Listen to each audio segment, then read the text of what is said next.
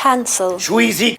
Because the brownie. Apparently, I watched a movie that you probably may have heard of. It's a new movie. Don't Worry, Darling, directed by Olivia Wilde. It's Wilde, yeah. It was like, what was I thinking of something? No. Second one after Booksmart. It's a, Don't Worry, Darling. I watched it on Home Box Office Maximum, HBO Max, for sure. The kids use that slang. So I was just like, it's this movie. Just to spoil the movie for you, it was okay. Movie was okay. It was all right. It's decent. But no one's calling it the GOAT. And I just see with this movie of what initially could be from here, and like there was a script, and the script was rewritten.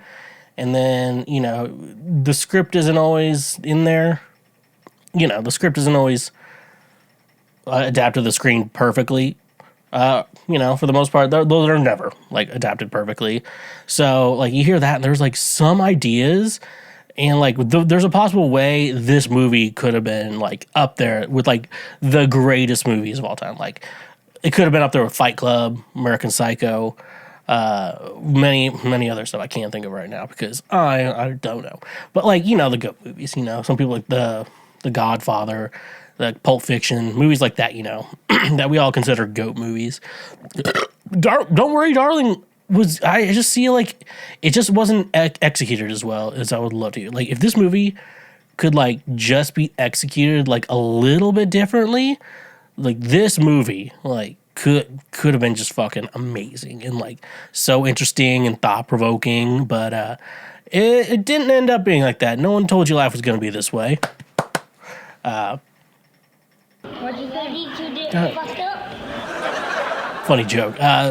So yeah, no, it's just so weird how this movie could have just been like, if it was just executed a little bit better.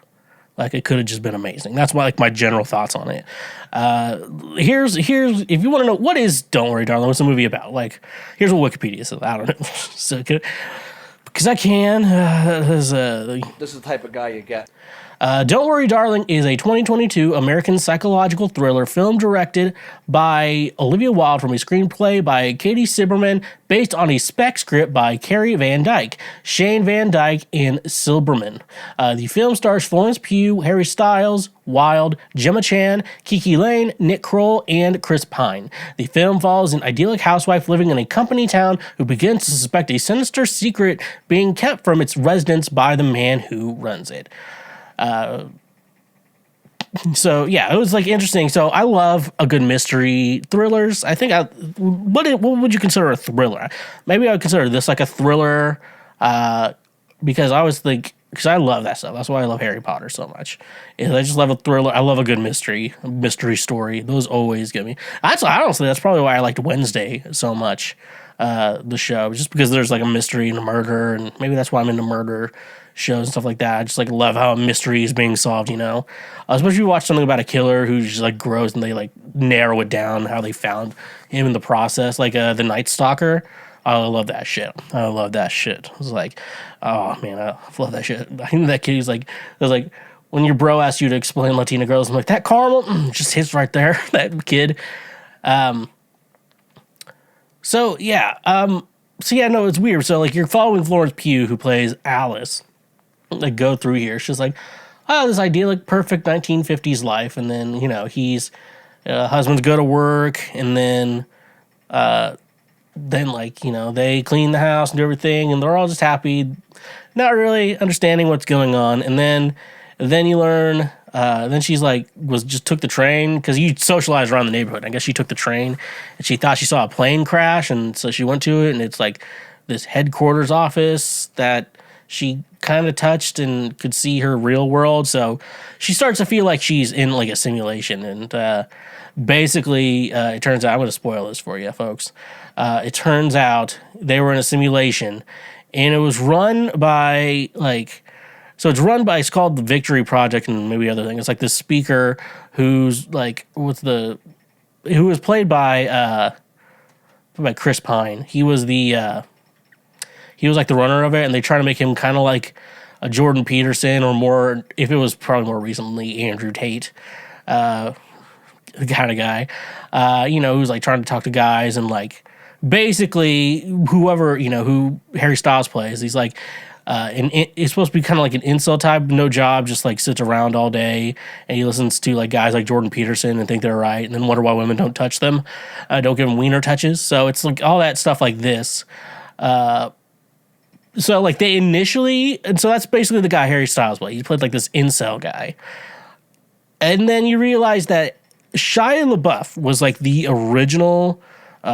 For the most part, he was the original person to cast to play Harry Styles' character Jack Chambers, and like because like you think at first I was like, why would you want Shia LaBeouf for that role? Like if like your Shia LaBeouf's your first choice and your second choice is Harry Styles, like in that situation, why? How? You can't make that connection. I think that Harry Styles, because he's hot, and that's why he's in the movie, but. Shia LaBeouf would perf because he had to play this incel type, and I'm not saying Shia LaBeouf's an incel. I don't know the guy, or he's weird, but I don't know the guy. But like as an actor, like he could play that part so well. Like that part, like when they go to like the real world, not the simulation, and it's Harry Styles, and like they tried to make Harry Styles look like a neckbeard, and it's just fucking hilarious. I'm like, you can't do that. Like guys who look like Harry Styles are not gonna be an incel. Like. Women just talk to him. It just happens. Like he can't control it, so you can't be an incel at that point. But Shia LaBeouf, like he would have played that role perfectly like that. And like the main guys, there was Olivia Wilde, and then her husband was Nick Kroll, and I'm like, Nick Kroll's not like I like Nick Kroll and everything, like as like in his content and stuff like that, but like.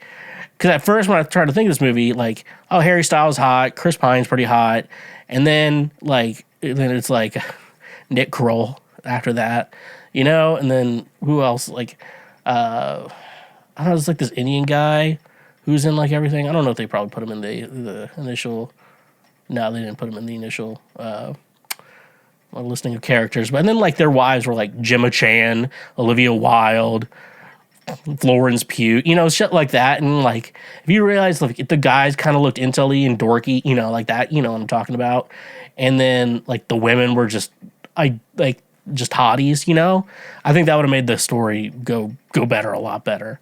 But they only did it like kind of a little bit, and then they had too many good looking people. And I think the women being good looking is just such a good idea. And then all the guys look like schlubby incels, in real life, like that would have made things so much more interesting. You're like, why is she doing like, so there's like a lot of differences in the script. And I think that's why I wanted to get to my next point, because like Shia, like in the movie, Jack is more, or in the original story, Jack was a very abusive guy who had like incel ideologies. And like, so it's more rough. And I think without like some of these differences, I think would actually make just this movie so much better. And I think that's one of them. Just the fact that, like Jack is abusive, and you're like, why is this the perfect world, but Alice is still happy or whatever, It's weird. And stuff like that. Oh, and I'm reading this other one, like Jack and Alice. So in the original script, so in the movie, it was like Jack and Alice were like a married couple, but he was unemployed and she worked like a 30-hour surgery and didn't like that life, and so he tricked him into the simulation. Oh, and to get a woman into the simulation, you had to like knock him out unconscious, drag him to this place, and hook him up to all these things to put them in the simulation. Like that's dark, and that's why I think it's even darker. If like a guy would have been like, and I think this might have been an idea in the original story too, but I don't know. But like they basically show that it was Jack on the elevator when Florence Pugh left that surgery. And so I think it's really cool. Everything would be really interesting. It was like these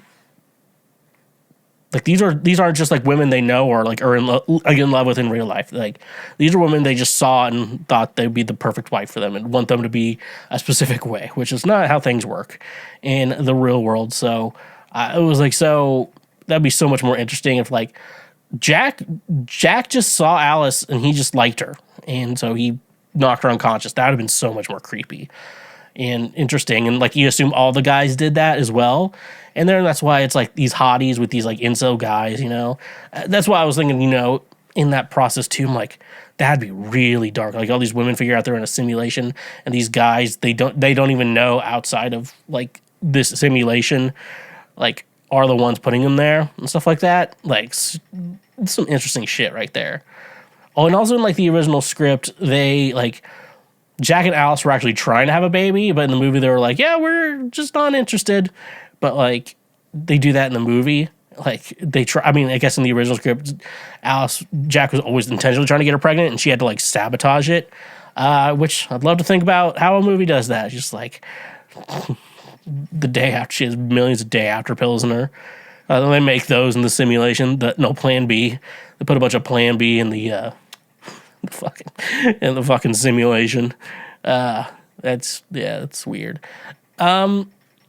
So yeah, and then like a plot hole I just realized in this movie, it's just like, why did like they created children they didn't have for simulations? Like these families had kids and stuff like that. How come they're able to do that? And then like they could do that, they could make children. Like you have these children who don't even exist.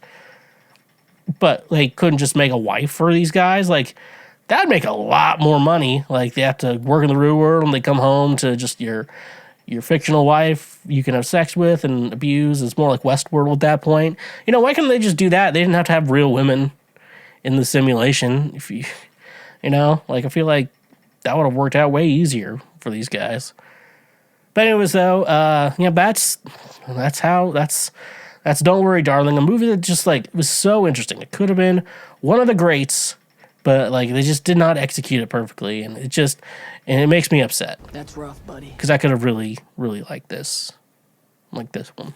Hey there, you just checked out a highlight from Cancel Schweezy. Thank you very much. I'm glad that you learned something and that you are now a smarter individual. Just so you know, we have full episodes and other many, many highlights available now. Click here for the next best thing that you can go check out as well. And make sure you press that subscribe button and press that notification bell. That way you get updated anytime we make a new post or anytime that we make a new highlight or full episode. So thank you, honk if you love butt drugs, and stay awesome.